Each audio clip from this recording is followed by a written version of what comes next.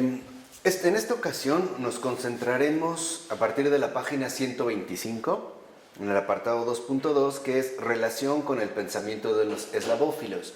Esta relación, precisamente, es importante para detectar también cuál ha sido, digamos, la influencia o las influencias principales que Florensky ha logrado asimilar e incorporar a su propio proyecto filosófico-teológico, ¿no? A su propia teodicea y en su propia antropodicea. Ahora, nada más a grandes rasgos. ¿Quiénes son los eslavófilos o qué se conoce como los eslavófilos?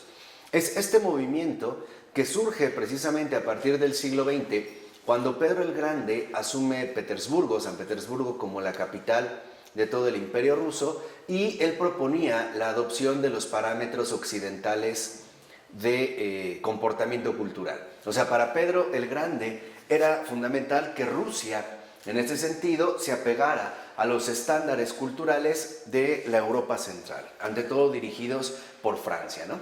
Entonces, ante esta, digamos, situación, hubo quienes reaccionaron en sentido opuesto. Hubo quienes, en efecto, se opusieron a que Rusia adoptara los mismos cánones europeos más tradicionales y más bien promovían que se recuperara la integridad de la vida rusa, o sea que Rusia se basara en sus propias potencialidades culturales y por lo tanto que permaneciera fiel al espíritu eslavo. Entonces estos son los eslavófilos con respecto a los occidentalistas, también como se les reconoció.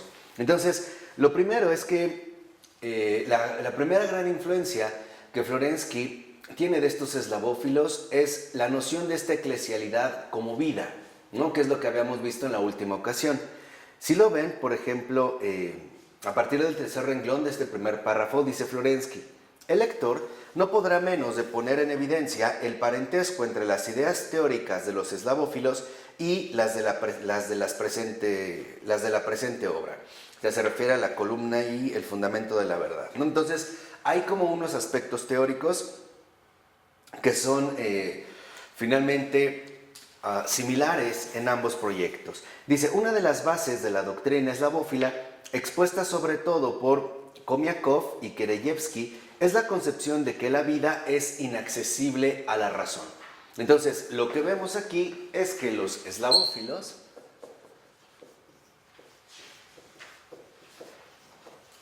consideran la vida como algo inaccesible a la razón.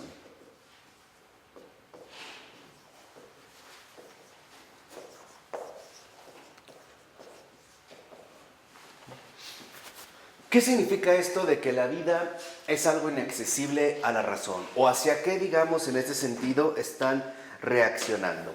Ante todo, al hecho de que venía con una enorme fuerza, arrasando el continente europeo e incluso haciendo sentir su presencia en la propia Rusia, el espíritu del positivismo, inaugurado en Francia precisamente a mediados del siglo XIX por Augusto Comte. Entonces, dentro de esta perspectiva, en último término, todo se define en base a la propia capacidad racional del ser humano.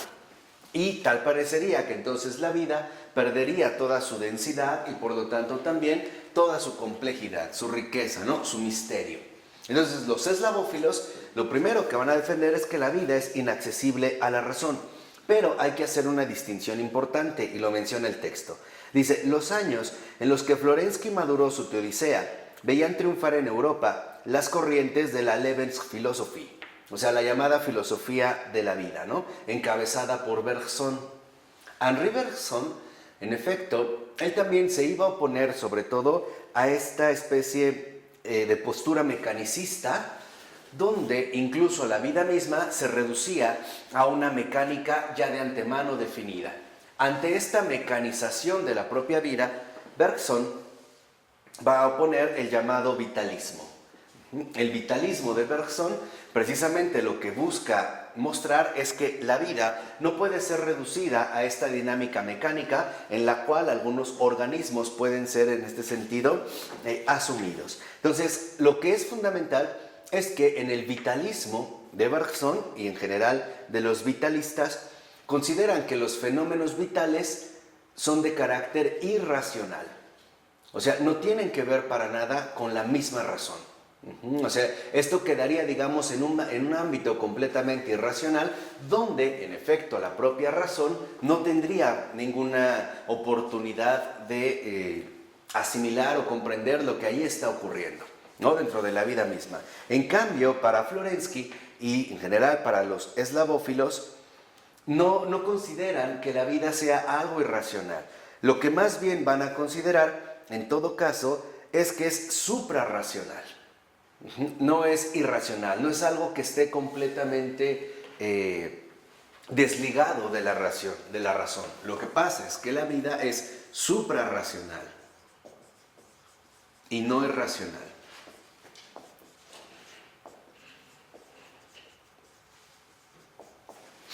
Porque si no, incluso los fenómenos vitales quedarían como relegados a un ámbito absolutamente irracional, ante los cuales no tendríamos ninguna oportunidad de entrar en contacto, ¿no? Al menos no por la vía de la razón. Entonces, aquí, por ejemplo, la diferencia estriba en la cualidad de la vida, que es considerada en ambos casos. ¿Por qué? Porque para Florensky el carácter suprarracional de la vida indica, en último término, su dimensión espiritual. Y que es justamente la dimensión de la cual hablan los eslavófilos, y no precisamente, ¿no?, del carácter irracional de la vida en cuanto fenómeno biológico. O sea, en este sentido, en cuanto bios. Entonces, ¿qué es suprarracional para Florensky? Significa entonces que la vida, en efecto, posee una dimensión espiritual, y que por lo tanto no quedaría precisamente desligada del propio Logos, fundador del mundo, sino que más bien apelaría a una dimensión que supera la razón, pero que no por ello precisamente es irracional, ¿no?, desligada de la razón, sino que superaría la propia capacidad racional del ser humano. Entonces, lo que vemos es que, en efecto, lo que va a considerar Florensky, y es lo que retoma de los eslavófilos, es que la eclesialidad es la vida espiritual.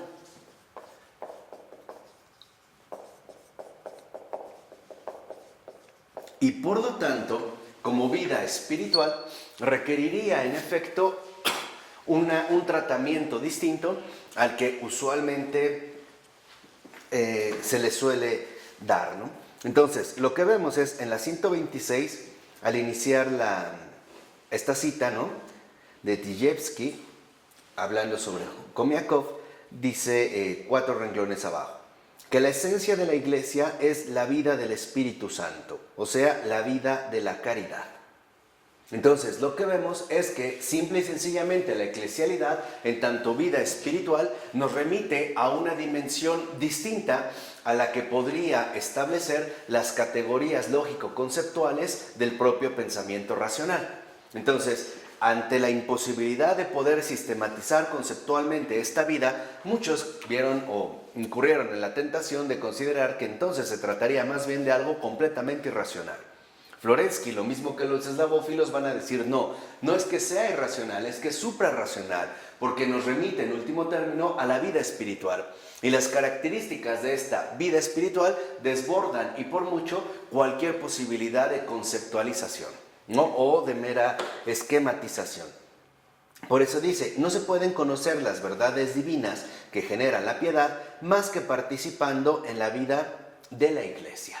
Entonces, esta vida eclesial involucra una dinámica viviente, ¿no? A su vez, esta vida espiritual involucra una dinámica viviente.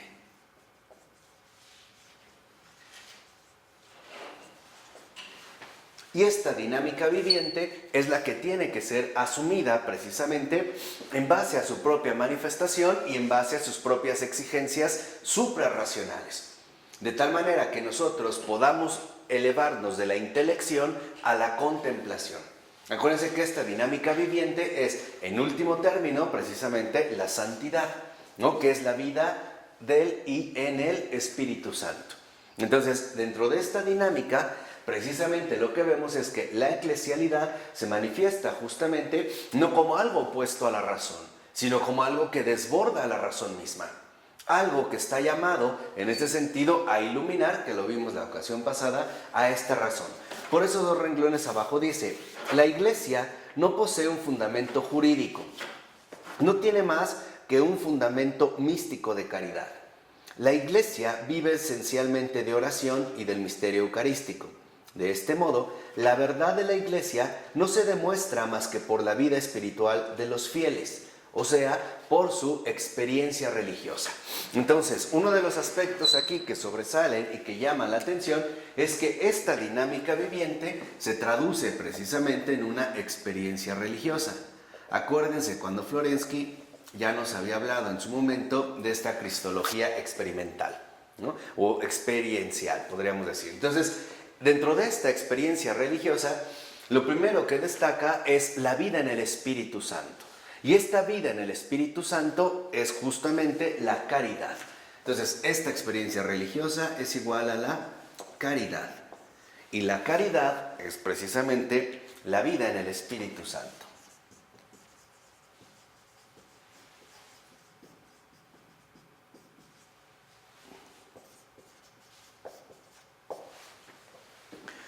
Cuando nosotros, en efecto, hacemos referencia a la caridad, a esta experiencia religiosa, las categorías estrictamente racionales no son lo suficientemente amplias como para poder abarcar un fenómeno de este tipo, o sobre todo una realidad concreta de este tipo. Y por ello es que tenemos nosotros que crecer hacia el ámbito fundamental de la vida espiritual.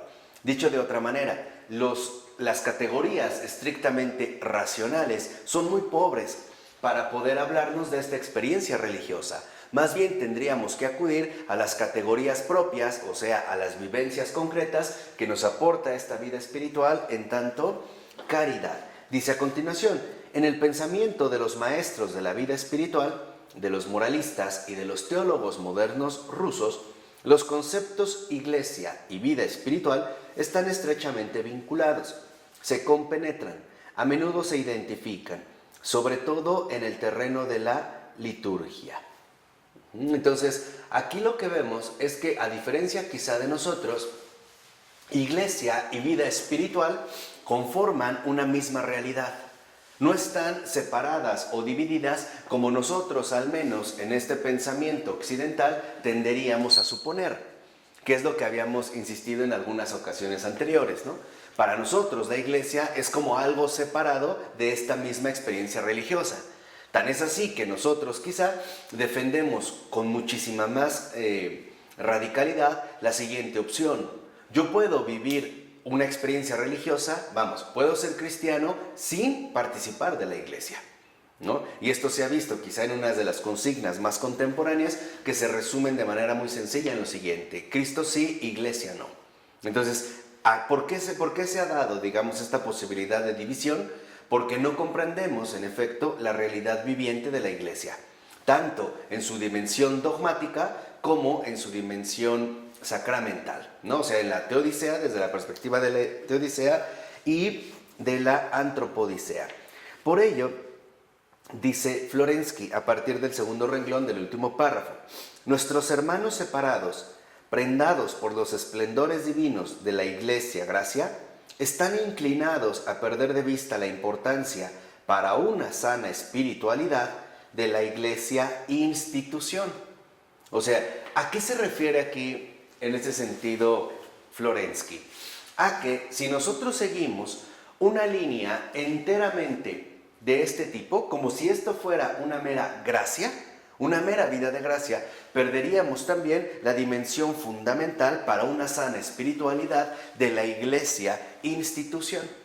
De hecho, por ejemplo, dentro de estos eslavófilos, y particularmente con Khomiakov, una de las cosas que surgieron fue lo siguiente: para Khomiakov, la iglesia no se limitaba, si era la iglesia la vida en el Espíritu Santo, no se limitaba de ninguna manera a ningún tipo de jerarquía y por lo tanto a ningún tipo de autoridad eclesial, o en ese sentido, quizá de manera más precisa, una autoridad eclesiástica. Entonces, para Khomiakov, lo fundamental, influido también por todos estos movimientos sociales que se estaban generando en el siglo XIX, inspirados por Marx y algunos otros, promovían más bien la idea de que la iglesia debería de ser entendida en términos de pueblo de Dios.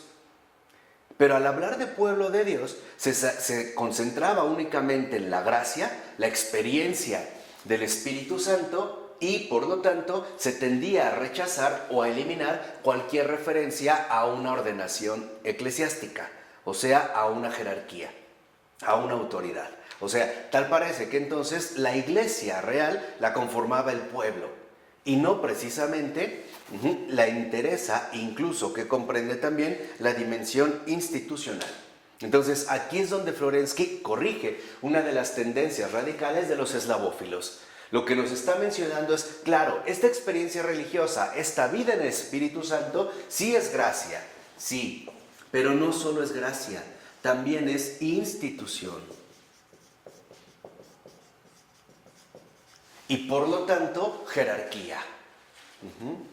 Por eso dice para Florensky, o como menciona Florensky, que es fundamental que no perdamos de vista nosotros la dimensión de gracia de esta vida en el Espíritu Santo, pero también el modo en el que esta gracia se transmite a través de la institución, a través de la iglesia conformada por jerarquía, y en este sentido también por autoridad. ¿Por qué habla de los hermanos separados? Porque en efecto ellos decidieron separarse, no estos eslavófilos radicales, de la jerarquía eclesiástica, rompiendo, por ejemplo, una relación directa con el patriarca, y más bien asumiendo que para la experiencia religiosa no era necesaria la institución, bastaba con la gracia que compartía el Espíritu Santo, y entonces asumir una vida espiritual desligada de cualquier tipo de institución. O sea, lo que estamos viendo aquí de manera muy sencilla es lo siguiente. También en Rusia ha ocurrido algo similar a lo que ocurrió en Occidente. Cristo sí, Iglesia no. En esta separación. Para Florensky es fundamental que una sana espiritualidad contemple ambas dimensiones. Acuérdense que para Florensky los reduccionismos son inaceptables. No, más bien tenemos que aspirar a esta visión de totalidad, a esta comprensión integral. Entonces, hay que contemplar el ámbito de la gracia, sí, que es parte fundamental de la experiencia religiosa, pero también podríamos decir carisma. Pero esta experiencia religiosa no solo se da a través de los carismas o de las gracias particulares que el Espíritu Santo reparte, también se da a través de la liturgia.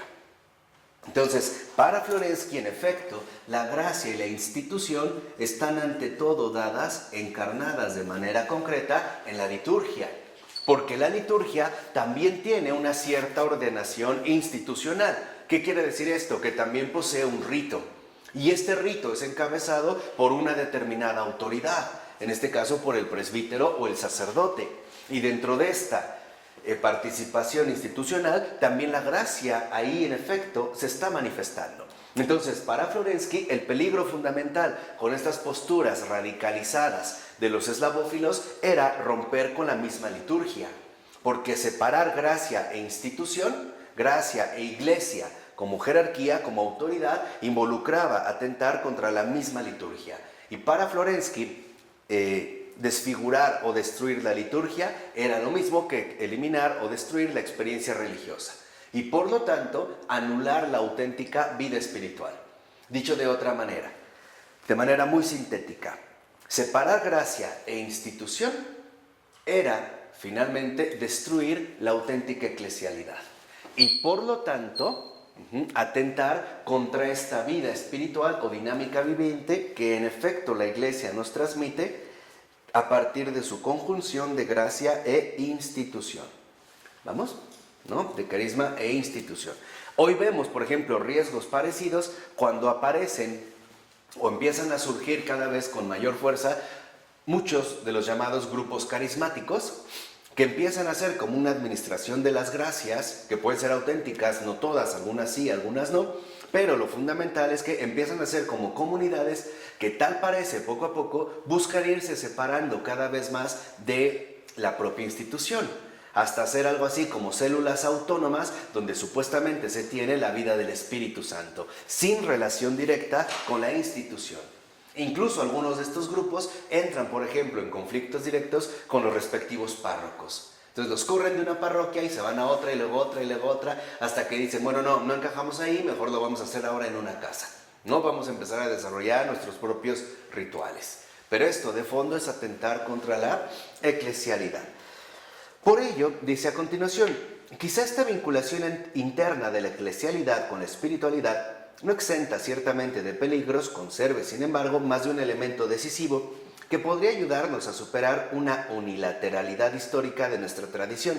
En concreto, la tendencia a separar de la idea de la Iglesia del ámbito de la mística subjetiva.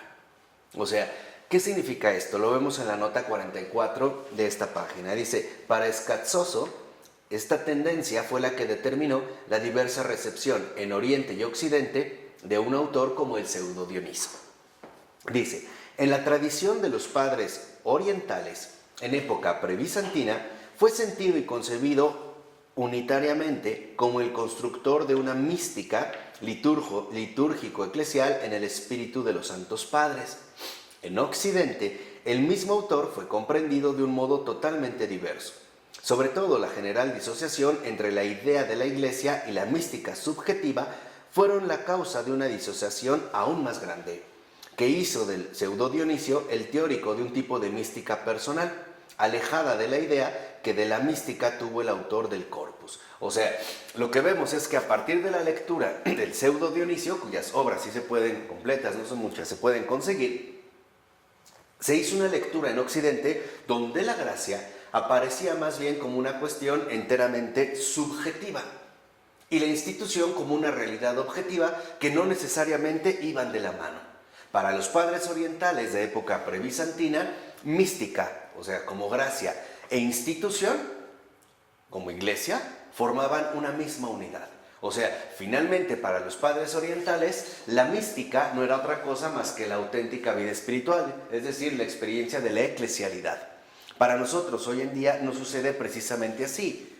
Hay quienes, por ejemplo, hoy en día es muy fácil hablar de relaciones privadas, ¿no? O que tienen visiones o incluso profecías o dones de no sé qué tantos tipos, pero que no encajan con la misma institución. Y uno de los primeros aspectos donde podemos discernir si viene o no del buen espíritu es qué tanto rompe con la propia institución, o sea, qué tanto atenta contra la liturgia y la eclesialidad. Ahí es donde entran uno de estos puntos fundamentales. Ahora, lo que vemos ahí, dice a continuación, es que hay que tener en cuenta, ya estoy en el párrafo de arriba, hay que tener en cuenta con todo que Florensky se opuso directamente a la doctrina de Komiakov, en la que echaba en falta aquello que para nuestro autor constituía la esencia de la ortodoxia, o sea, la insistencia en el fundamento ontológico de toda realidad y especialmente de la Iglesia. O sea, el hecho de que Komiakov incluso estuviera dispuesto a rechazar o por lo menos a poner en entredicho justamente la realidad fundamental de la institución. O sea, como sin liturgia, como pensar que sin liturgia es posible tener una auténtica vivencia mística, o considerar que uno puede tener una auténtica vida en el Espíritu Santo fuera de la Iglesia, fuera, en este caso, de la eclesialidad, reduciendo la mística a una serie, ¿no?, de factores o perfiles subjetivos que se bastarían en ese sentido a sí mismos. Por ello, si nos vamos a la 128, en la nota 46, vemos lo siguiente, que en su estudio sobre la Iglesia en la Sagrada Escritura, critica Florensky la concepción de la Iglesia como la mera suma de sus componentes. Dice Florensky, la Iglesia es la unión de los fieles, pero para que esta unión no sea solo un concepto abstracto, para que la Iglesia sea algo más grande que una simple suma de individuos, de un montón de gente, ha de poseer ante todo una propia existencia. Entonces, lo que tal parece que Florensky echa de menos en la postura de Komiakov, que es al que no se adhirió, ¿no?, porque no era ortodoxia, es que entonces esta separación de gracia e institución termina siendo grupos humanos que no son más que eso, un montón de gente, una suma de individuos, grupos, como hoy se llama, ¿no? Hoy por eso hablamos de grupos, pero son como independientes de la auténtica eclesialidad. Por ello, en el siguiente renglón dice, la misma idea aparece repetida en las lecciones sobre la concepción cristiana del mundo.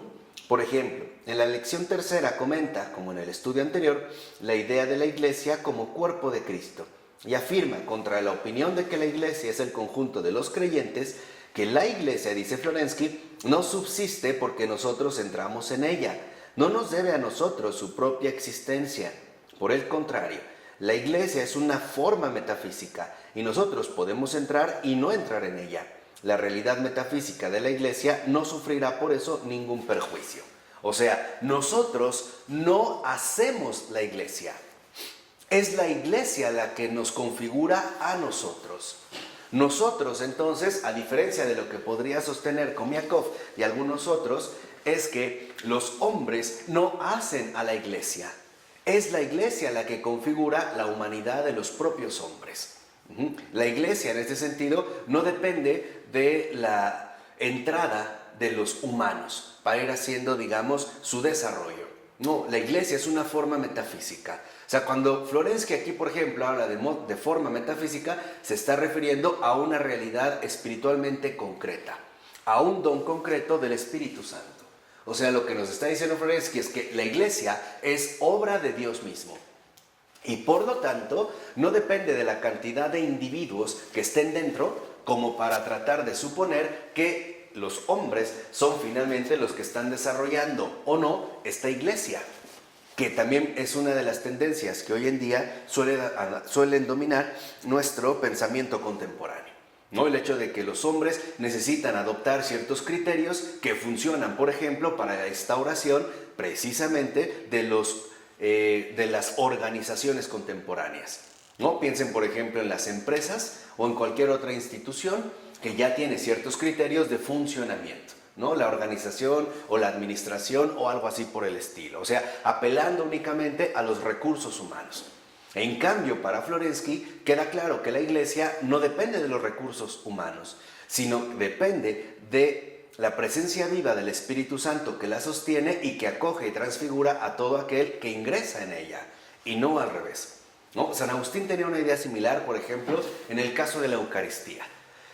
Hoy nosotros decimos que recibimos la comunión, pero San Agustín lo que notó es que ocurre justo lo contrario. Decía San Agustín, cuando uno recibe la Eucaristía, en realidad es Cristo el que nos ha recibido a nosotros. Nosotros vemos, por ejemplo, que la Eucaristía entró en nosotros, pero lo que realmente ocurrió es que nosotros entramos en Él. Habría, digamos, una situación más bien inversa. Dice a continuación, esta afirmación ha de ser completada con la firme contraposición de nuestro autor a todo docetismo eclesiológico, que, afirmando solo el elemento divino de la Iglesia, olvidaría la importancia del elemento humano, que ha de entrar transfigurado en la realidad eclesial. O sea, el docetismo, que era otra de las herejías, únicamente apelaba al ámbito enteramente divino de la Iglesia. Y lo que nos está finalmente recordando Florensky es que no es así, que en efecto hay una reunión fundamental de gracia, el ámbito de lo divino y la institución, que también involucra la cooperación de los seres humanos. O sea, estarían llamados finalmente a formar una auténtica comunión. Dice, Florensky se mantiene siempre fiel a su intención de poner de manifiesto la antinomia propia de la realidad espiritual corporal. También esta antinomia entre la verdad de dos elementos aparentemente contradictorios ha de ser afirmada de la Iglesia, que prolonga la dinámica de la encarnación de Cristo. O sea, podríamos decir, en el ámbito de la gracia aparecería justamente, ¿no?, la presencia misma de Dios, y en la institución aparecería la presencia misma de los hombres. Dios y hombres se vuelven a reunir, por eso es la dinámica de la encarnación de Cristo dentro de la misma eclesialidad. Entonces, aquí la eclesialidad también posee como base fundamental la encarnación de Cristo. Dios, por un lado, y hombres, por otro. De tal manera que en esta encarnación se conforma un espíritu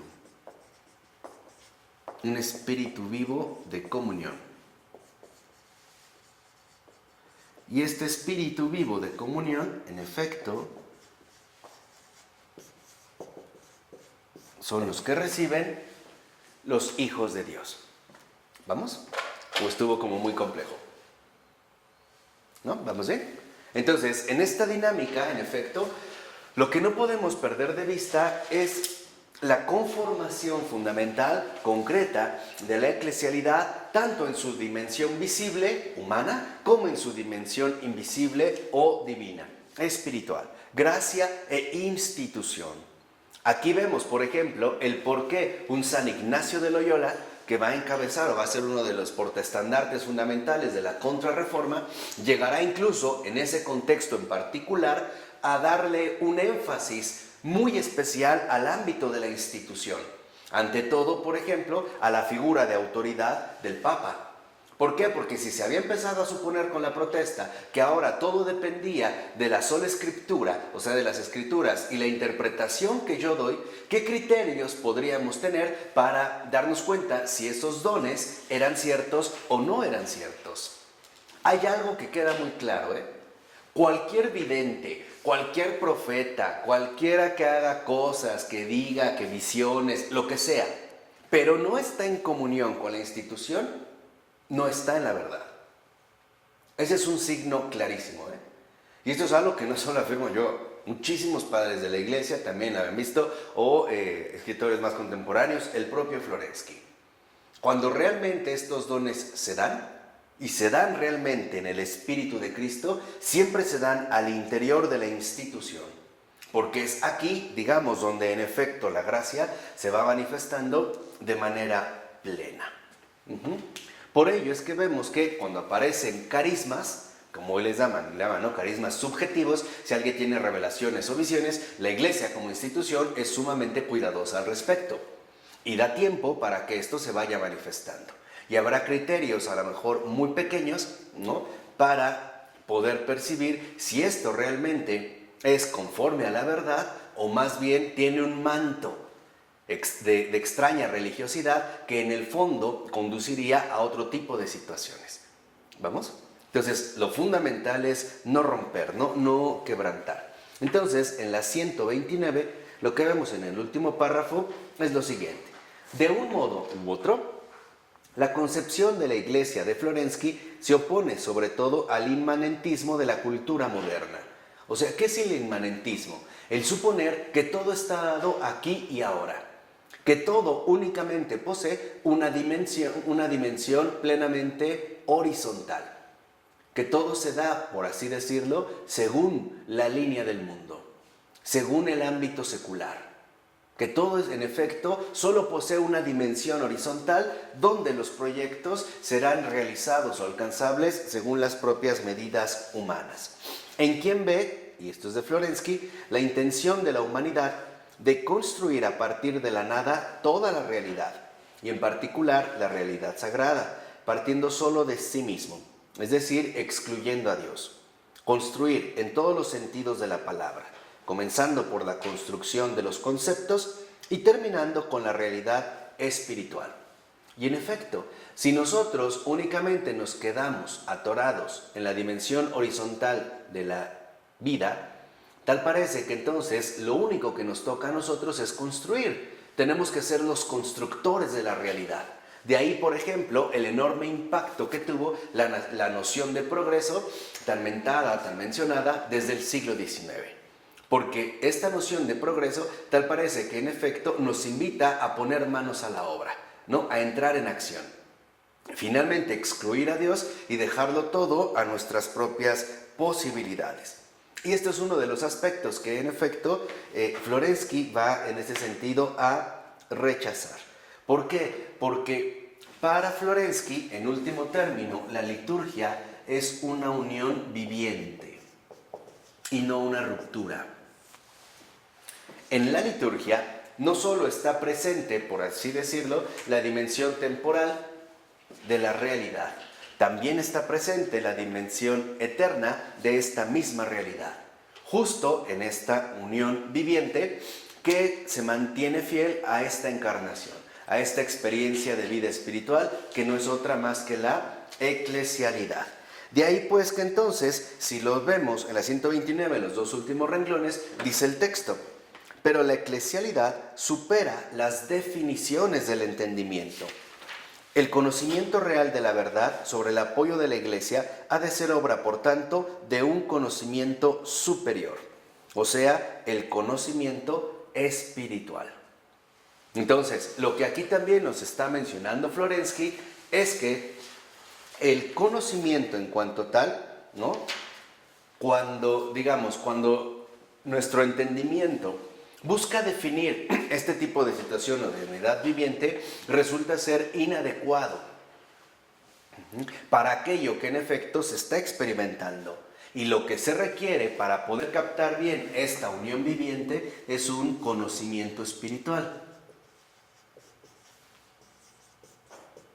Este conocimiento espiritual posee, por así decirlo, un vocabulario muy distinto al que los conceptos con los que queremos definir las realidades vivas suelen en este sentido proponer o instalar.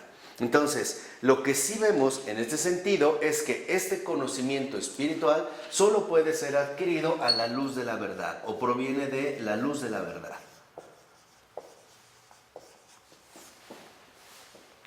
No es que nosotros tratemos de extender nuestras propias definiciones o conceptos hasta, digamos, unas dimensiones que en efecto ya no pueden caber, ¿no? Que no pueden soportar. Se trata, en último término, de que entendamos un drama fundamental. O sea, de que captemos la realidad misma de las cosas. Y captar la realidad misma de las cosas, en efecto, consiste, por ejemplo, en darse cuenta de un aspecto central, la insuficiencia de la sabiduría de este mundo, que es lo que menciona al iniciar el segundo párrafo de la 130. O sea, por más que nosotros queramos de repente abarcar el todo o alcanzar un concepto definitivo, nos vemos que incluso esta insuficiencia no puede ser superada. Por ejemplo, recuerdo que en Introducción al Cristianismo, en una de las páginas de ahí, este libro tan luminoso, decía Ratzinger, ¿no? Hoy nosotros decimos fácilmente que Dios es uno y trino.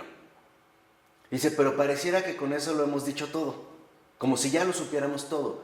Dice, cuando en realidad lo único que hacemos es expresar lo poco que sabemos de Él, ¿no? O sea, es poco lo que podemos saber. Entonces, lo primero que sí debemos reconocer es la insuficiencia fundamental de la sabiduría de este mundo. O sea, la insuficiencia, en este sentido, insuperable, de la propia realidad humana.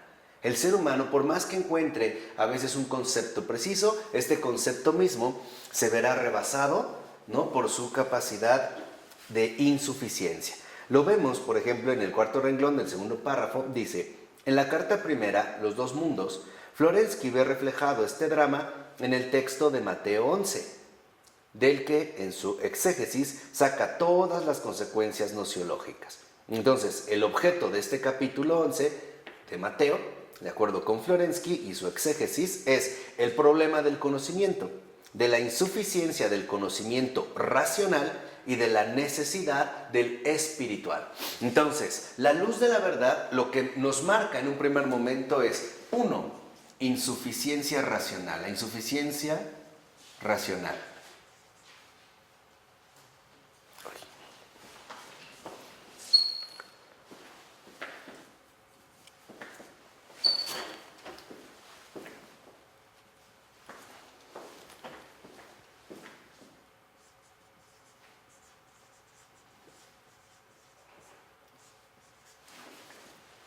Nos muestra que en realidad nosotros solo tenemos una perspectiva bastante limitada, por muy racional que sea. No alcanzaríamos, digamos, a cubrir estas realidades fundamentales de las cuales asimismo nosotros formamos parte. Por poner nada más un contraste filosófico, esto quizá es lo que motivó a un Kierkegaard a ser tan drástico con la postura especulativa hegeliana. Porque para Hegel, incluso para el Hegel maduro, todo va a quedar reducido en un entero sistema conceptual. O sea, el afán conceptualizador de Hegel lo lleva de tal manera, y ahí es donde está su idealismo, a que queda de una o de otra manera, ¿no?, desligado o apartado por completo de la realidad concreta. Entonces, Kierkegaard, por ejemplo, en su momento, Lo primero que va a mencionar es que el sistema de Hegel, como sistema, es perfecto, pero olvidó algo. El ser vivo, el individuo, no es sistema. Es lo único que no puede ser sistematizado. Y de ahí, en efecto, para Kierkegaard, todo el sistema hegeliano se viene abajo, ¿no? Sería, digamos, como una de las cuestiones fundamentales que nos plantean la insuficiencia racional. Kierkegaard, por ejemplo, para mostrar esto, va a apelar entonces a una dimensión distinta de comprensión. ¿Cuál sería esta dimensión? La dimensión religiosa. Y él siendo un luterano, lo mismo que Hegel. Entonces, lo que mostraba, por ejemplo, en este sentido, Kierkegaard, es que hay una dimensión que solo se puede comprender adecuadamente, según, ¿no?, la perspectiva de Kierkegaard, apelando a una dimensión distinta, o sea, la dimensión religiosa de la vida. Y esto no es un sistema. Al menos, digamos, no un sistema como nosotros lo entendemos, ¿no? Como una elaboración lógica de argumentos, premisas, donde todo parece quedar absolutamente organizado, ¿no? Absolutamente estructurado. Por eso, para Kierkegaard, la única dimensión estrictamente fundamental de la vida es la dimensión religiosa, que se traduciría en la cuestión de la fe, que escapa a toda posibilidad de pensamiento racional. Kierkegaard se irá, digamos, en ese sentido, como buen discípulo de Lutero, por otro ámbito.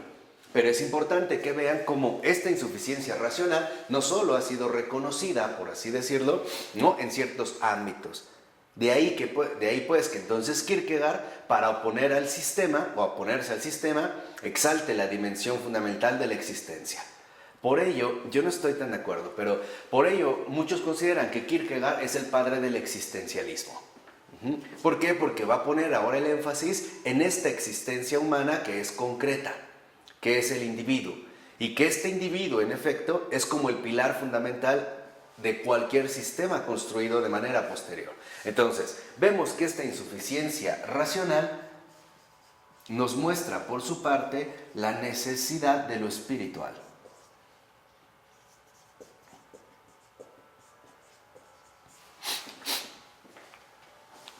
No está mostrando la luz de la verdad que lo racional está equivocado o que simple y sencillamente tiene que ser mandado a la basura. No, lo que nos muestra en realidad es que en efecto lo racional resulta ser insuficiente con respecto a aquello que se está dando, a la realidad misma. Y por lo tanto nos invita a un crecimiento mayor donde lo espiritual en efecto transfigura la capacidad racional, mostrándonos cosas que la razón por sí misma no podría captar y mucho menos comprender. Por ello, el conocimiento racional insuficiente para Florensky está representado por la figura de Juan Bautista, ¿no?, que trabaja incesantemente para acceder al reino, pero que se queda a las puertas. O sea, hace, pero no entra, ¿no? Dice, en cambio, el conocimiento espiritual está representado por el pueblo de los creyentes, que ahora permanece ciego en su infancia intelectual, pero que, si llega a ver, llegará a ser más grande que Juan, ¿no? Cuando, en efecto, el Señor le dice, ¿no?, que cualquiera en el reino de los cielos, o el más pequeño, ¿no?, en el reino de los cielos es más grande que, por ejemplo, Juan Bautista. O sea, lo que nos está mostrando en este sentido es, por así decirlo, la exigencia fundamental que iría de los parámetros racionales a las exigencias espirituales.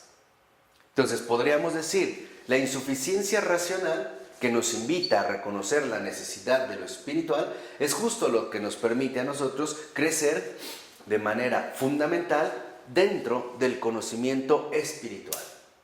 O sea, dentro de la auténtica sabiduría.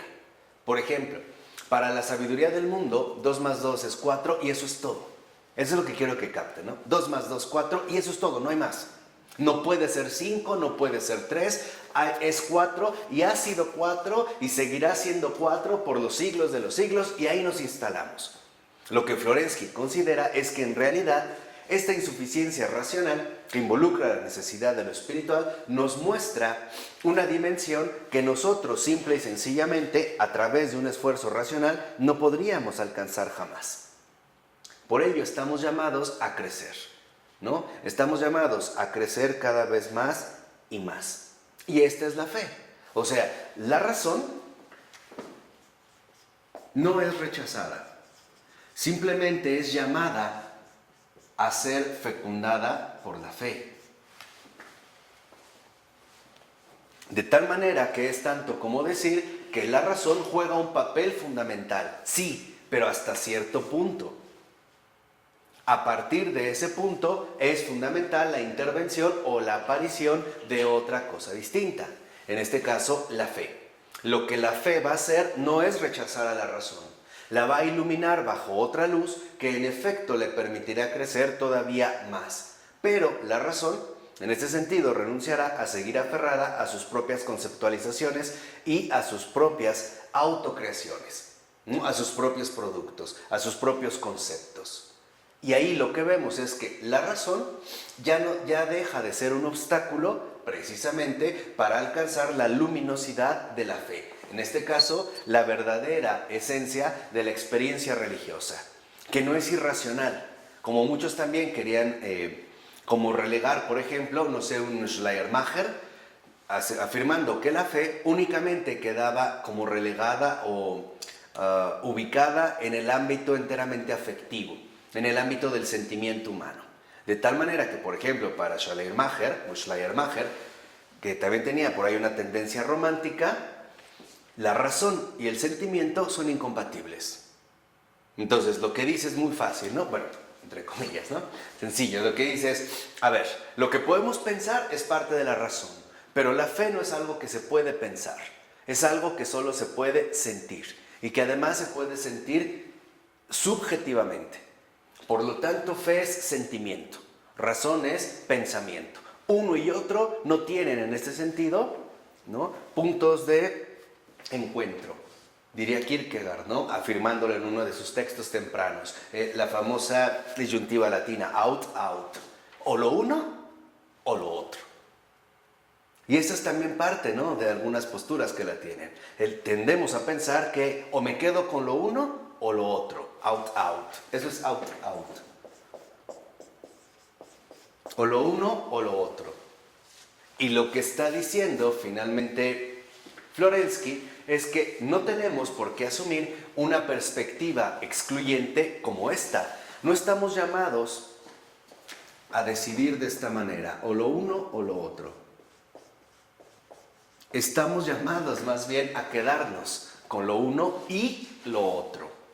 Acuérdense que para Florensky las disyuntivas no son precisamente lo que nos manifiesta la profundidad simbólica de lo creado, sino la conjunción, el y. Entonces es lo uno y lo otro, no out, out, ¿no?, que también es como una de las expresiones importantes de Kierkegaard. Por ello, lo que vemos es que ahora viene un punto fundamental. Bueno, ¿y cómo se adquiere la fe? A través de la sencillez. Esta es la sencillez evangélica. Aquí es donde entra la pobreza de espíritu. Y aquí es donde me parece que, en efecto, Florensky viene a ser también uno de los grandes maestros de la ortodoxia católica. ¿Por qué? Porque lo que nos está recordando es que aquí lo que hacemos, en efecto, es un paso simple, es la pobreza de espíritu. En la razón aparece lo mío. Lo vamos a tratar de ejemplificar de esta manera, ¿no? En la razón aparece lo mío. Pienso que, supongo que, considero que, voy trabajando, voy tratando de definir, lucho, ¿no? Como decía, lucho por llegar, por alcanzar un concepto. Pero en la fe, lo que hago es renunciar a lo mío y ahora lo que busco es lo tuyo.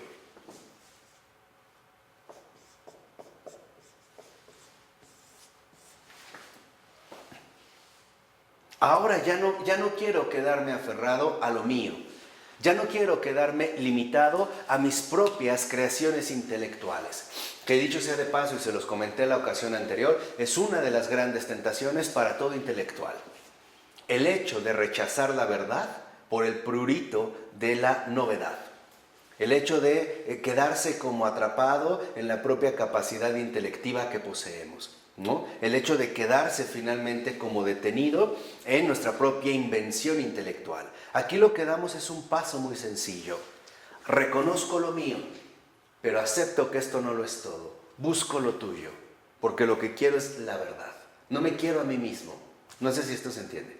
No me quiero a mí, te quiero a ti. Por eso dice al iniciar el otro párrafo, el acceso a este conocimiento de la fe no está abierto más que a la sencillez evangélica, que recibe la revelación del Padre.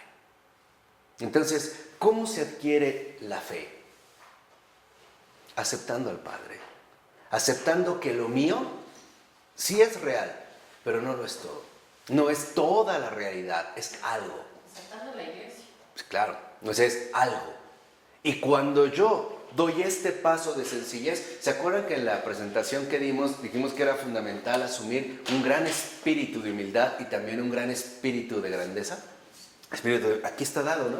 El espíritu de humildad, de grandeza que reconoce, ok, estas son, digamos, las potencialidades que mi Creador me ha dado. Aquí está lo mío. Pero algo es cierto, yo no tengo la palabra última ni definitiva. Yo no quiero lo mío, yo también busco lo tuyo, no solo lo mío. Quiero ante todo lo tuyo, tú primero, no yo. Esta es la dinámica fundamental en toda la obra de Florensky. Primero él, después tú, al último yo. Esa es su estructura, digamos, antropológica, teológica, filosófica, es esa la estructura, la médula, ¿no? A la cual otra vez nos quiere redirigir. ¿Por qué? Porque hoy nosotros estamos precisamente al revés. Hoy para nosotros, en términos más generales, primero soy yo, después tú, si me convienes, o si me gustas, o si sacaré algún provecho, beneficio, ya sea sexual, económico, laboral, etc. Y al último él, o sea, el último Dios, ¿no? Como una especie de artículo de lujo, que puedo usarlo según las ocasiones, ¿no? No, Florensky nos está recordando algo muy sustancial. Ok, es verdad que aquí hay algo mío, pero no lo es todo. Y que la sencillez evangélica consiste en reconocer que lo mío no es toda la realidad. Y que lo mío para nada es comparable con lo tuyo. Es tanto como aceptar que lo mío es una gota ante un océano infinito. Esa es la sencillez evangélica. Pero reconozco que hay una gota. Tampoco digo, no, esto es absolutamente nada. No, no, no. Es una gota. Pero comparado con esto, aquí sí pareciera que no es que nada, ¿no? Aquí hay una gota, aquí está un océano infinito. Y entonces lo que vemos es que en efecto el texto fundamental de la teoría del conocimiento cristiano es, para Pavel Florensky, este texto que aparece en Mateo capítulo 11 versículos 27 a 30. Y el ejemplo más admirable del sencillo que recibe el conocimiento por la vía de la santidad. La figura de San Sergio de Radonés. Fíjense, aquí aparece también una figura extraordinaria, San Sergio de Radonés, el sencillo, ¿no? El ejemplo para Pavel Florensky, el ejemplo perfecto del sencillo. El sencillo es precisamente aquel que reconoce lo que es suyo, pero que sabe que esto es poco y que busca al todo, que lo busca todo. Y sabe que él no es alguien ni que lo puede producir por sí mismo y que tampoco anula la posibilidad de que pueda ser en este sentido engrandecido por alguien más. Entonces, lo que vemos es que la luz de la verdad, el conocimiento espiritual, tiene una base insustituible: humildad. La humildad, dicho sea de paso, es la madre y raíz de todas las virtudes. Sin humildad no hay nada, Nada, pero nada. La humildad es el suelo fértil en el que brotan todas las virtudes, todas, todas, todas. La humildad está en la raíz misma de todo este jardín de virtudes que el Señor nos permite precisamente, ¿no?, trabajar y hacer florecer. Pero el principio fundamental del conocimiento espiritual es la humildad. Esta sería la base fundamental. Por ello es que, en efecto, ahora Pavel Florensky retoma a San Sergio de Radonés, ¿no?, como este ejemplo de sencillo, como este ejemplo auténtico de sabiduría. Vean lo que dice Florensky al iniciar la última cita. Dice: el Señor ha dicho, ciertamente, sin ironía, lo que pretendía precisamente decir. La verdadera sabiduría, la verdadera racionalidad de los hombres no son suficientes por el mismo hecho de ser humanas. No está diciendo que no sirven para nada. Lo que el Señor nos está diciendo, incluso retomando este texto de Mateo 11, versículo 25, es que nuestra realidad humana es real, pero insuficiente. No lo es todo, ¿no? Dice, todos los esfuerzos humanos para conocer que tanto han atormentado a los pobres sabios son vanos. Como camellos desorientados están cargados de su saber, y como el agua salada, la ciencia no hace más que volver más ardiente la sed de conocer. No apacigua nunca los espíritus inflamados, pero el yugo suave del Señor y su carga ligera dan a la inteligencia lo que no dan ni pueden darle el yugo cruel y el fardo pesado, insoportable de la ciencia. Entonces, aquí es donde también en algún momento habíamos hecho un pequeño matiz muy importante. La diferencia fundamental, real, espiritual, ontológica, entre la ciencia y la sapiencia. La ciencia es conocimiento, es esta capacidad que tenemos para conocer. Pero una de las características fundamentales de esta ciencia es que el conocimiento se convierte en un factor acumulativo. Por ejemplo, sentimos el afán de conocer cada vez más y más y más.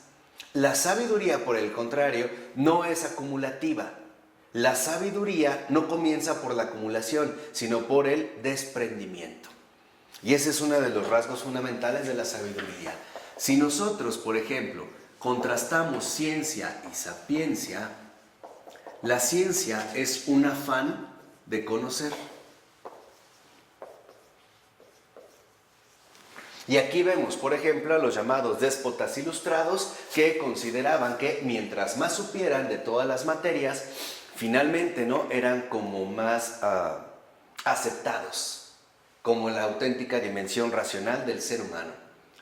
Y el proyecto más visible de este afán de conocer lo tenemos en el proyecto de la enciclopedia.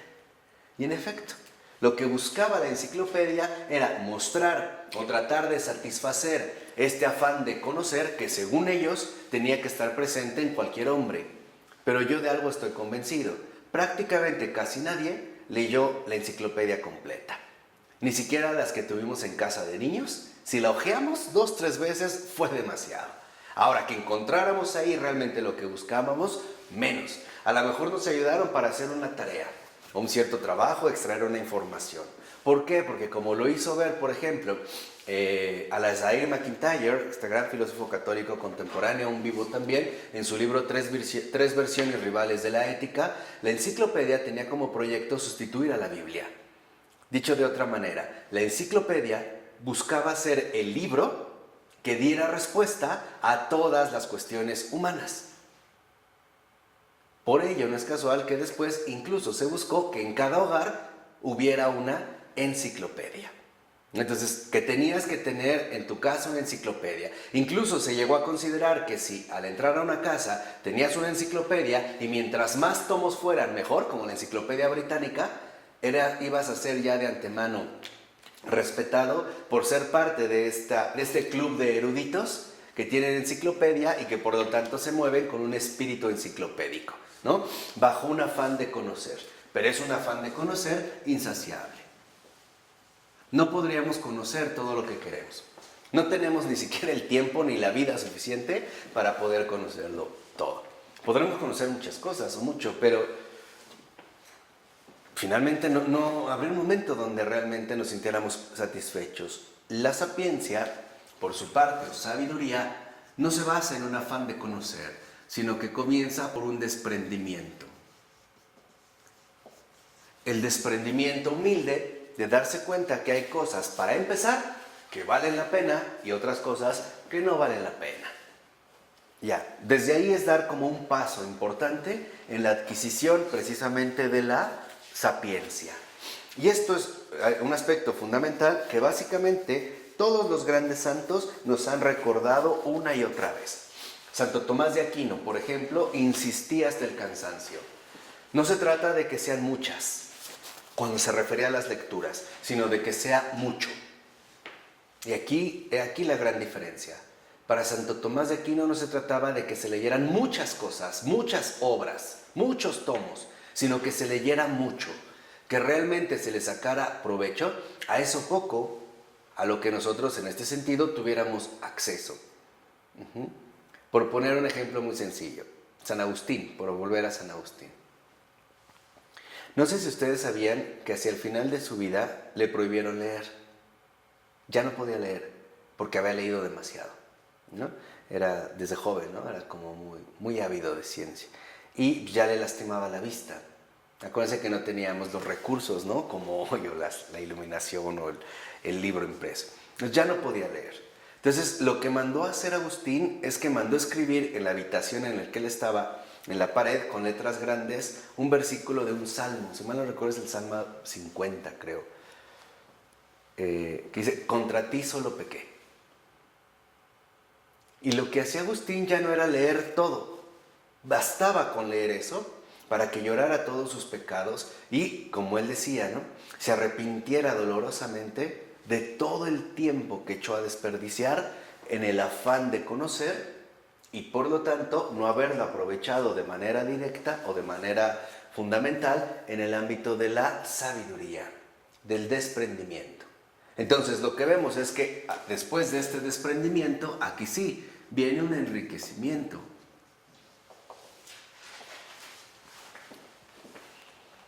Y cuando ya se accede a la sabiduría, ya nosotros no necesitamos conocer muchas cosas. Ya no. Porque ya hemos conocido lo importante. Primero Él. O Él lo es todo, ¿no? Piensen, por ejemplo, también en Santa Teresa de Jesús, ¿no? A quien tiene a Dios, ¿no? ¿No cómo va? El que tiene a Dios lo tiene todo, solo Dios basta, ¿no? Que es con lo que termina esta parte, que es muy citada de ella, ¿no? Solo Dios basta. Y eso es lo fundamental. De ahí entonces que podamos nosotros ir creciendo tanto en razón como en ¿qué?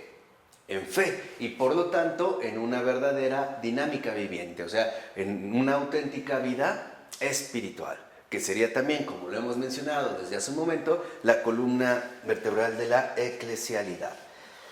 Por ello, lo que ahorita nosotros vamos a mencionar es las características del conocimiento espiritual. Bueno, entonces aquí lo que ahorita vamos a describir son precisamente las características del conocimiento espiritual, que hace un momento nosotros estábamos precisamente ya anunciando, ¿no? Lo que vemos en la 131, en el inciso A, es que el objeto de este conocimiento espiritual, o sea, el propósito o el contenido hacia el cual se dirige es la santidad. Pero exige la purificación del propio corazón y todo el esfuerzo de la obra ascética. Entonces, lo que vemos que en efecto implica la primera característica del conocimiento espiritual es la purificación del corazón.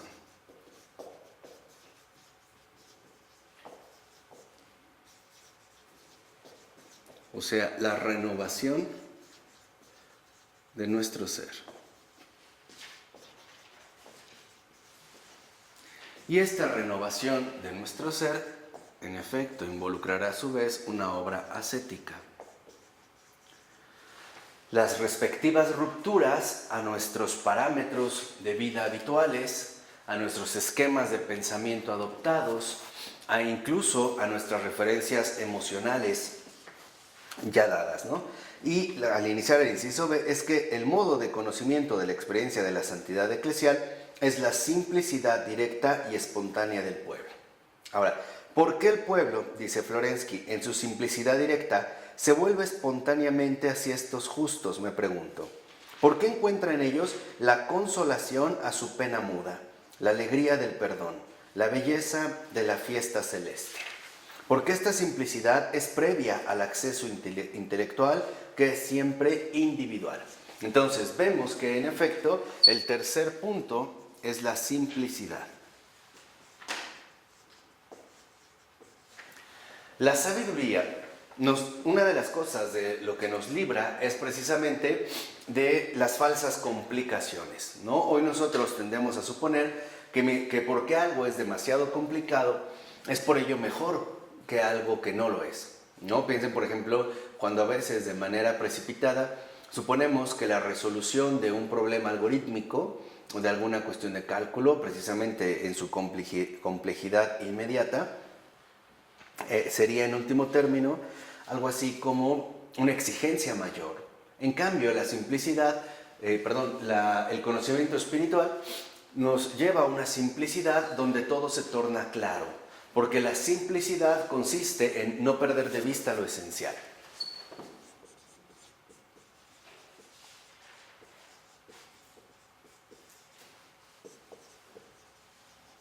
Por eso incluso, por ejemplo, en matemáticas se han desarrollado cada vez más, sobre todo a partir del siglo XX, teoremas muy especiales que ante todo destacan por su simplicidad, ¿no? Quizá un ejemplo muy ilustrativo a este respecto sea el llamado teorema de Gödel, ¿no? En el teorema de Gödel lo que vemos es una teoría muy sencilla, sumamente elegante por esta misma sencillez, cuya simplicidad nos lleva finalmente a darnos cuenta de este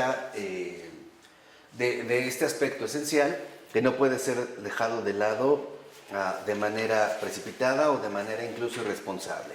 Dice Florensky, la infancia mental y una falta de esa riqueza intelectual que impide entrar en el reino de Dios puede ser una condición del conocimiento espiritual.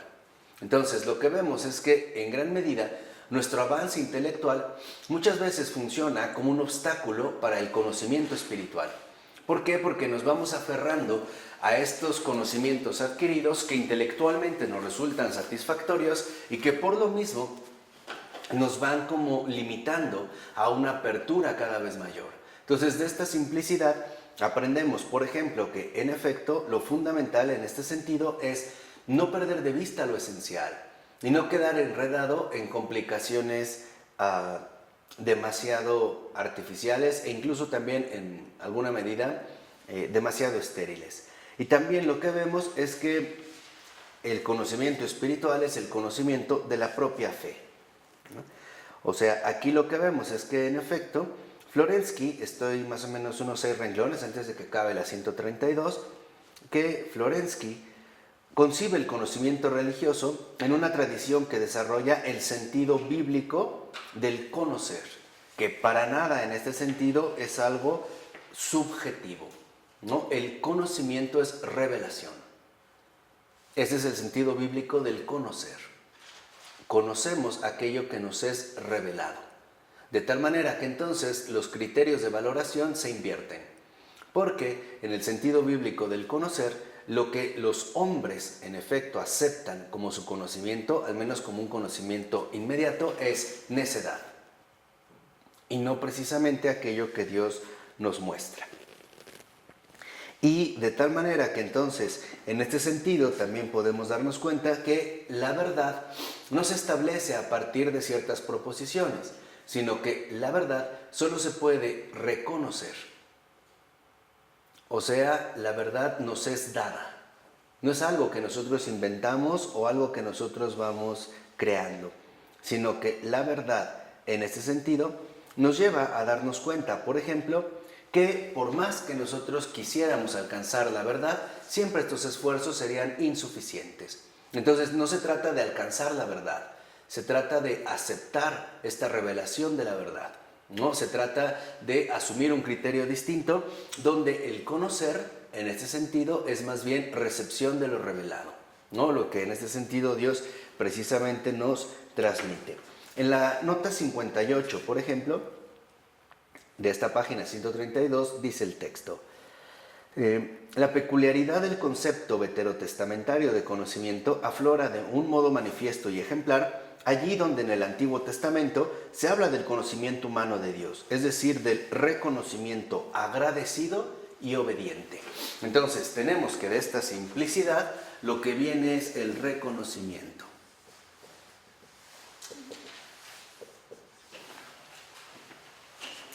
Que es justamente, ¿no?, el efecto fundamental que trae consigo la simplicidad, el estar abierto a la revelación, a la manifestación plena de la verdad. Para el Antiguo Testamento no se trata, como para los griegos, de un conocimiento ya hecho y cortado y que establece distancias, ni de una contemplación cuyo interés primario se orienta hacia una sistematización de lo conocido. El conocimiento veterotestamentario procede de una forma siempre nueva de un contacto familiar y constante con su interlocutor, o sea, con aquel o aquello que en un reiterado cara a cara se sitúa frente a él. Entonces lo que vemos es que de este reconocimiento lo que viene a continuación también es un diálogo. Hay una interlocución. No se realiza el conocimiento a la manera monológica, como por ejemplo lo establecían los griegos, ¿no? Una labor intelectualmente separada o desvinculada de todo lo que le rodea, ¿no? Como una labor pura del entendimiento, ¿no? Tiene que ver más bien con este cara a cara, tanto con las cosas que me apelan o me llaman, como sobre todo con la existencia de los hombres que también me interpelan de cierta manera muy en particular, y sobre todo con la llamada que Dios me hace a través precisamente de su propia presencia. Por ello hay que darse cuenta, por ejemplo, de que en este sentido Florensky está plenamente afianzado en una auténtica tradición bíblica y no se deja llevar por la nociología, o sea, por esta teoría del conocimiento moderna, que considera que el sujeto es el autoproductor de su propio conocimiento, ya sea porque posee las categorías del entendimiento puro, como quisiera un Kant, por ejemplo, tiempo y espacio, o bien porque simple y sencillamente él es el único capacitado para elaborar el mundo entero, ¿no? O sea, más bien dentro de esta relación, digamos, fundamentalmente bíblica, el conocimiento espiritual aparece primero como una purificación del corazón, que nos lleva a una renovación de nuestro ser. Esta purificación involucra una obra ascética, una serie de desprendimientos y rupturas que nos irán llevando cada vez más a la simplicidad. La simplicidad nos ayudará a no quedar extraviados, por ejemplo, en situaciones secundarias que no son relevantes, y por lo tanto quedar siempre centrados y concentrados en lo esencial. Cuando esto se da, lo que reconocemos es lo que ahí se manifiesta, y entonces sí entraremos en un diálogo, o sea, en una interlocución. Y lo que nosotros estaremos llamados a dar es una respuesta. ¿Lo esencial es el ser humano? No, lo esencial en ese sentido no es el ser humano. Lo esencial es la realidad misma, o sea, la verdad de las cosas. Esto sería en ese sentido lo esencial. O sea, para la concepción bíblica, la verdad no es algo que el hombre inventa, no es algo que el hombre crea, ya sea según las medidas de su pensamiento o ya sea las medidas de su afectividad, no. O sea, para la concepción bíblica, la verdad es algo que se reconoce, y se reconoce porque se manifiesta. Y ante este reconocimiento de grandeza, lo único que puede brotar es agradecimiento y obediencia, o sea, gratitud y obediencia. Entonces, en esta interlocución, lo primero que se desprende, en efecto, es gratitud, porque hemos sido librados de las tinieblas, y después obediencia, o sea, fidelidad.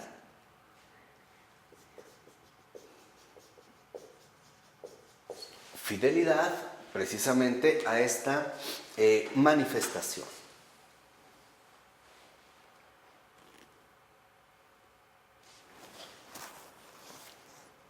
Por eso vemos en la 133, a partir del cuarto renglón, que si los dogmas expresan una realidad viviente y relacional, el tipo de conocimiento que requieren desde esta perspectiva será un conocimiento también viviente y relacional. No es otro el anhelo que da vida en el Oriente cristiano a la misma teología. Esta connota sobre todo la contemplación supraintelectual, o sea, la teoría. Entonces lo que vemos es que esta contemplación supraintelectual, la auténtica función de la teoría, consiste en la dirección que asume toda nuestra existencia hacia el misterio de la Trinidad divina.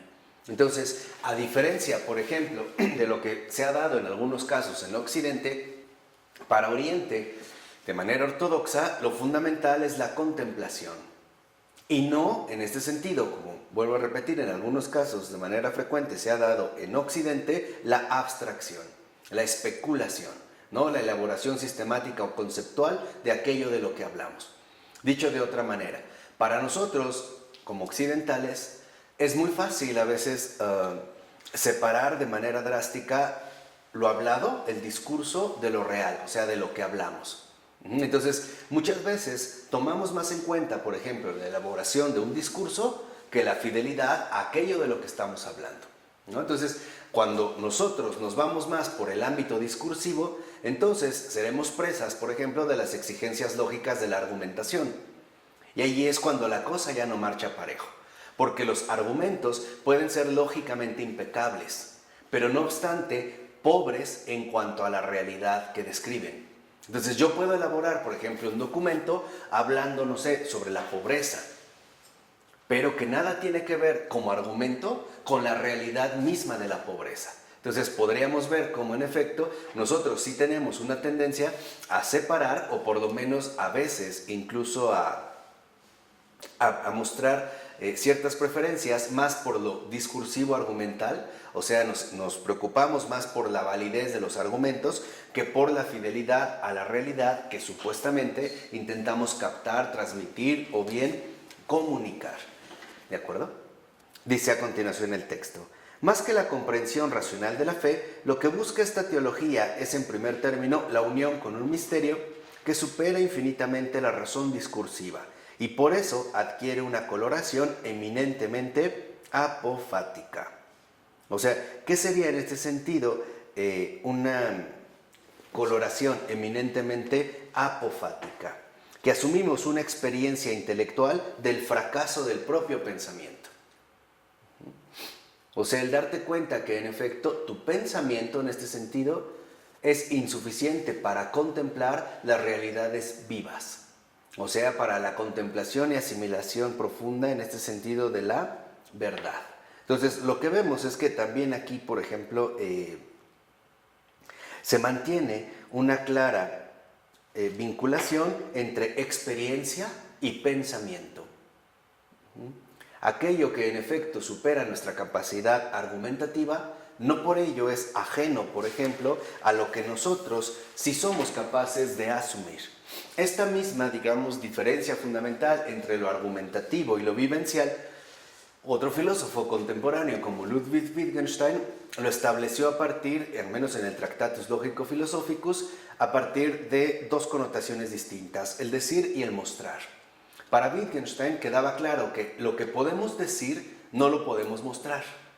¿Por qué? Porque lo que yo puedo decir, en efecto, formaría parte ya de todo un sistema lingüísticamente establecido. O sea, yo ya tendría, digamos, de alguna manera, la lógica a través de la cual yo puedo decir las cosas, ¿no? Puedo elaborar en ese sentido un lenguaje. Pero para Wittgenstein queda claro que el lenguaje es incapaz de abarcarlo absolutamente todo. Hay algo que dirá Wittgenstein, yo no puedo decir, pero sí puedo mostrar. En este sentido, podríamos decir, siguiendo esta vinculación, que en el conocimiento religioso hay cosas que yo no puedo decir, pero sí puedo vivir. Porque la vida supera, y por mucho, la realidad insuficiente del propio pensamiento. Entonces, en la sexta característica sería una experiencia intelectual del fracaso del pensamiento.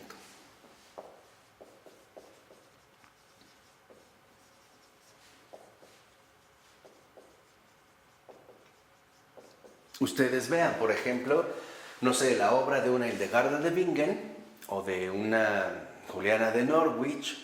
¿Cuántas veces, por ejemplo, no repiten que lo que están mencionando es insuficiente? Que solamente nos darán una aproximación de lo que ellas contemplaron, de esta experiencia religiosa que tuvieron, del conocimiento espiritual que han adquirido, pero que no creamos que tal y como lo reflejan las palabras, es así. Sino únicamente sería en este sentido una indicación, ¿no? Una mera referencia, algo que sería semejante, pero no exactamente idéntico. Entonces, hay algo que en efecto aquí está de por medio. Esta experiencia intelectual del fracaso del pensamiento nos lleva a darnos cuenta que el lenguaje es un medio, pero no es un fin. El lenguaje humano que nosotros empleamos no es un fin. Lo que nosotros decimos no lo es todo. El lenguaje no lo puede decir absolutamente todo. Hay algo que escapa incluso a su propia realidad fundamental de comunicación.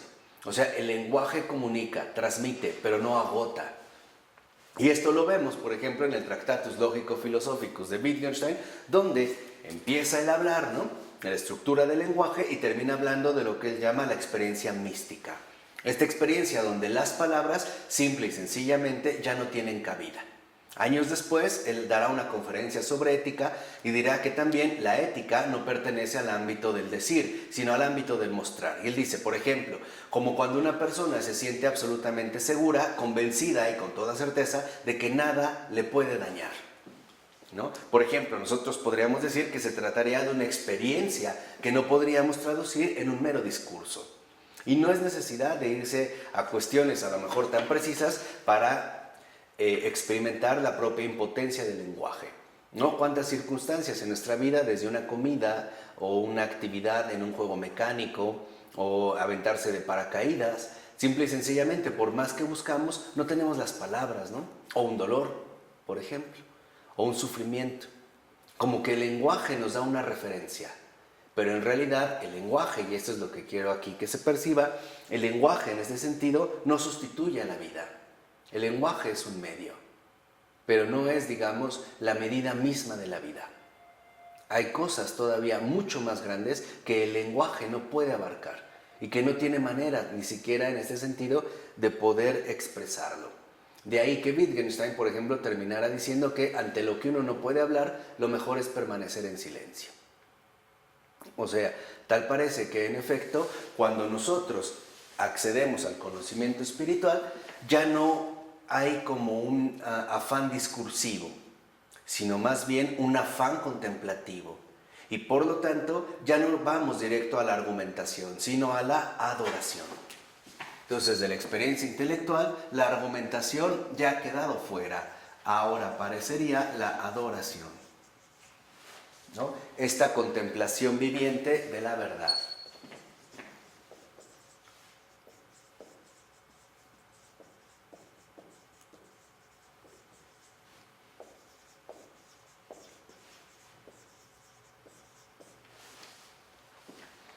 Ya no hay como todo este rollo verbal, toda esta verborrea, en la que a veces solemos nosotros incurrir de manera frecuente. Por ello, en la 134, en la cita a partir del quinto renglón, dice Florensky: no se puede asimilar ni conocer la eclesialidad si no es viviéndola. No es posible hacerlo por una abstracción ni por el entendimiento. Si se quiere, de todos modos, aplicar nociones, las más apropiadas serán no jurídicas ni arqueológicas, sino biológicas y estéticas. ¿Por qué? Porque es lo más, digamos, cercano a la propia vivencia, y no bajo abstracciones jurídicas o también, como él lo menciona, arqueológicas, que parecerían remitirnos a realidades muertas, ¿no? A cosas muertas, a algo en ese sentido lejano. Por eso dice, bueno, ¿qué es la eclesialidad? Es la vida nueva, la vida en el espíritu. ¿Cuál es, por tanto, el criterio que nos permite discernir que es justa? La belleza. Y aquí es donde vemos que, en efecto, la belleza para Florensky juega un papel fundamental en la comprensión de la eclesialidad, porque sería esta realidad viva que nos permite captar, ¿no?, esta experiencia religiosa ante la cual las palabras simple y sencillamente están de sobra. Por ello, al iniciar el otro párrafo, más o menos 5 o 6 renglones de que empezó, dice el texto: en este nivel de realidad profunda no basta el mero entendimiento discursivo, porque el objeto con que se quiere entrar en relación de conocimiento es, como hemos visto, una realidad viviente, una unidad orgánica superior a sus manifestaciones. Donde el entendimiento define, disecciona y analiza, solo una experiencia suprarracional o intuitiva puede captar la unidad sintética y el dinamismo viviente. La belleza, con todas sus implicaciones, es uno de los elementos fundamentales de la epistemología de la teología oriental. ¿Por qué? Porque la belleza, en efecto, no es una categoría, ¿no?, de evaluación, sino que la belleza es la experiencia profunda de esta realidad suprarracional. Para la teología oriental, sobre todo, la belleza tiene que ver con una experiencia de vida y no con un simple placer o gusto estético, como se fue empobreciendo en Occidente a partir, por ejemplo, del siglo XVIII, ¿no? Hoy incluso llegamos al extremo de suponer que la belleza no sería más que un cierto status quo, una cierta referencia aceptada, donde para nosotros nos resultaría algo así como aceptable o agradable. Para Florensky no. Para Florensky la belleza es justamente esta vivencia profunda de lo suprarracional. Entonces, en la adoración, contemplación viviente de la verdad, aparece la belleza, que sería esta realidad profunda suprarracional.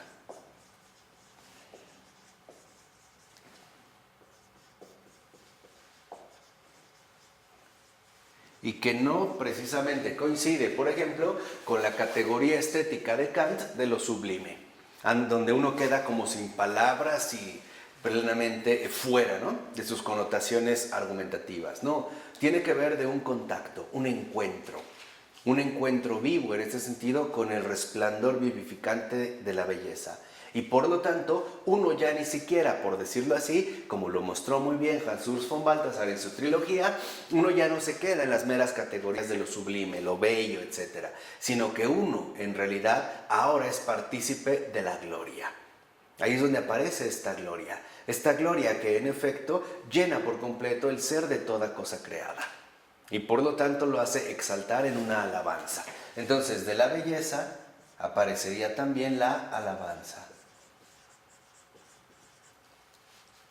Esta alabanza gloria. Los ángeles, por ejemplo, no están mudos ante Dios, ¿no?, en esta especie de suspensión extraña o extática ante el impacto de lo sublime. Los ángeles no son kantianos, ¿no? Los ángeles están alabando. Los ángeles se mantienen en una alabanza. ¿Por qué? Porque están finalmente experimentando la gloria del 3 veces santo. Entonces, debemos aquí también darnos cuenta que no podemos nosotros quedar atrapados tan fácil en los conceptos estáticos de Occidente, en estos conceptos inmóviles o monológicos que, tal parece, solo dicen algo y ya, de manera plenamente acotada, ¿no?, cortada, hasta aquí. Más bien, se trata de captar de nuevo la vivencia misma que sobrepasa cualquier posibilidad argumentativa. ¿Por qué? Porque para Florensky, y eso también tiene que ver con toda la tradición de los padres, la palabra, el logos, no solo es algo intelectual, es palabra de vida y de vida eterna. Por eso el logos no se reduce a la lógica. Si por lógica entendemos, ya sea, por ejemplo, el orden intelectual de nuestro entendimiento o nuestras estructuras pensantes para elaborar un cierto raciocinio o las capacidades discursivas que poseemos. El logos finalmente también es experiencia y experiencia de vida. Por ello, va a considerar Florensky, lo vemos en la 135, inciso E, que esta belleza se descubre y experimenta en el seno de una relación, la paternidad espiritual. Los starsi o starek en ruso son los padres espirituales. Son, digamos, estos batiushka, que es como padrecito, como un hombre muy afectivo, donde uno descubre en efecto la manifestación de la verdad viviente. Y por lo tanto son los conocedores y discernidores de la belleza espiritual. Entonces, en esta gloria, ¿no?, aparece aquí, ahora sí, lo espiritual. Y este espiritual, que también es un espiritual encarnado. Por ejemplo, a través de la paternidad espiritual de los starsi, los directores de almas. Estos que han sido transfigurados en el conocimiento espiritual y que ahora, en efecto, aparecen como la luz del mundo. La luz del mundo que cumple su vocación a la que ha sido llamada y que es en realidad la vocación a la que nos invita la Iglesia. Dar nuestra propia y generosa contribución a la salvación del mundo. Por eso, vean lo que dice al iniciar la otra cita Florensky. Sí, existe una belleza espiritual, permanece fuera de la captación de las fórmulas lógicas. Al mismo tiempo, es la única vía segura que nos puede conducir a definir lo que es ortodoxo y lo que no lo es. Los conocedores de esta belleza son los starsi espirituales, los maestros del arte de las artes, como algunos santos padres llamaban a la ascesis. O sea, la ascesis no es más que todo esto que en efecto se da en el conocimiento espiritual. Los starsi han aprendido bien a discernir la calidad de la vida espiritual. El gusto, las formas ortodoxas, las podemos sentir, pero no sabríamos dar cuenta de ellas por la aritmética. La ortodoxia se muestra, no se demuestra. Y aquí es donde les decía que en efecto, tal parece que Florensky está también bastante cerca de esta intuición fundamental de Ludwig Wittgenstein. Mostrar es vivir. Demostrar es reducirlo todo a una determinada abstracción. Por ejemplo, se puede dar la demostración de un cierto teorema geométrico, ¿no? O de un cierto cálculo, podemos dar una demostración. Pero la vida no se demuestra, la vida se muestra. Lo mismo pasa con lo espiritual. Lo espiritual se muestra, se manifiesta precisamente en la encarnación misma, en nuestra propia vida, en nuestra propia calidad o altura espiritual, en esta paternidad espiritual. Pero no es algo que yo puedo demostrar mediante precisamente fórmulas lógicas, ¿no? Al estilo de 2 más 2 igual a 4, o bien A igual a, ¿no? Como estos principios lógicos que se asumen como lo definitivo e incluso lo inviolable. Por ello, para Florensky, la relación con el Padre Espiritual como fuente de belleza y de discernimiento será el punto de partida de las reflexiones sobre la Sofía, o sea, la sabiduría en la carta 10ª de la columna. Entonces, si lo ven, otra característica sería el discernimiento.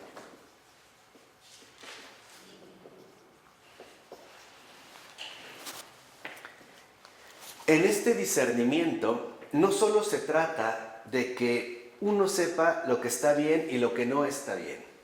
No, se trata de captar, por así decirlo, la belleza misma que resplandece en toda la realidad creada. Entonces, es el discernimiento que nos lleva, aquí sí, a separar luz y tinieblas.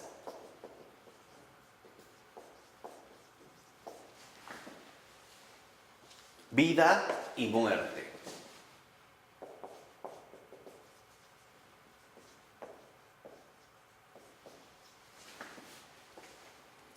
Esa es, digamos, la base fundamental del discernimiento. Esta separación clara entre luz y tinieblas, entre vida y muerte. Por ello, por ejemplo, lo vemos en la 67, en la nota de esta misma página, dice: señalemos cómo para Florensky la figura típica de la paternidad espiritual, el starek, ha asumido en Rusia las características del ideal del sabio en la antigua Grecia. Por ejemplo, expone Florensky esta idea en la caracterización del starek Serapión Mashkin, de quien Florensky afirma en otro lugar haber tomado su síntesis teológica. Dice Florensky: el antiguo ideal del sabio se muestra en su más elevado desarrollo en la concepción que los santos padres tienen del monje, como la figura del filósofo cristiano. El gnóstico es, en San Clemente de Alejandría, el filósofo contemplativo, y el asceta que practica en la vida la verdad que ha conocido, el que investiga la verdad, aplicándose a ello con la totalidad de su ser y disponiéndose de un modo vital. Entonces, lo que vemos es que en efecto, en el 12º punto aparece la sabiduría. Y la sabiduría, ¿no? Vean el recorrido que hemos estado haciendo, esta experiencia espiritual, belleza, alabanza, espiritual, discernimiento. Cuando aparece finalmente la sabiduría, en efecto, se traduce en una entrega total a la verdad. La sabiduría como una entrega total a la verdad. A la verdad viviente. O sea, Dios uno y trino.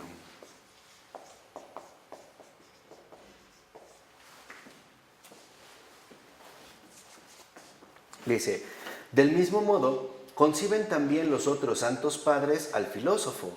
Ya madurado y caído de su árbol originario, la semilla de este ideal, conducida por el viento de la migración, encontró para sí el mejor terreno en el barro y en la tierra negra de Rusia. Aquí se aclimató el ideal del monje como filósofo, el de la asceta como visionario, como gnóstico, y floreció abundantemente. Los Skoboroda, Soloviev y Serapión no son conocidos. Son unos monjes y otro es filósofo ruso, ¿no? Porque han dejado testimonios escritos. Sin embargo, ¿quién sabe cuántos más de tales gnósticos no conocidos por nadie existen entre nosotros? Cuando habla de gnósticos, lo está haciendo en el sentido de San Clemente de Alejandría, aquel que ha encontrado el verdadero conocimiento espiritual, que de hecho, en efecto, para Clemente de Alejandría, en este texto de El Pedagogo, habla de la gnosis justamente como la elevación fundamental del hombre a través del conocimiento espiritual, separándolo de manera muy clara de la gnosis griega, que consistía únicamente en una especie de elevación intelectual. O sea que mientras la gnosis, usada en un sentido griego y por lo tanto para los padres de la Iglesia herético, era la elevación del pensamiento, para San Clemente de Alejandría, lo mismo que para todos los padres de la Iglesia, la auténtica gnosis no es más que el conocimiento espiritual o bien la adquisición de la sabiduría, que consiste en la contemplación misma de la verdad viviente, ¿no? De Dios mismo. Dice, una observación atenta podrá encontrar siempre nuevos visionarios de este tipo, que recubren Rusia como una tupida red. Se trata del ideal nacional del alma viviente, caracterizado por la íntima asociación, inhabitual en Occidente, de la mística y la lógica más estricta, de la entrega a Dios y el amor activo, de tradición religiosa y de progresismo político. Brevemente, la unión armónica de reflexión y praxis, de teoría y práctica. Entonces, en 13º punto aparece la unión vital entre teoría y práctica.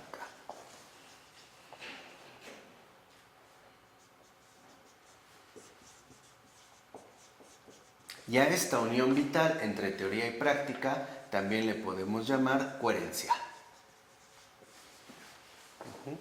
Infrecuente en Occidente, como lo dice Florensky, y al parecer tiene razón, al menos hasta el siglo XIX, el siglo XX, a partir del siglo XX ha cambiado bastante, donde las personas muy inteligentes también son personas muy devotas, muy religiosas, y no necesariamente está disociada una de otra.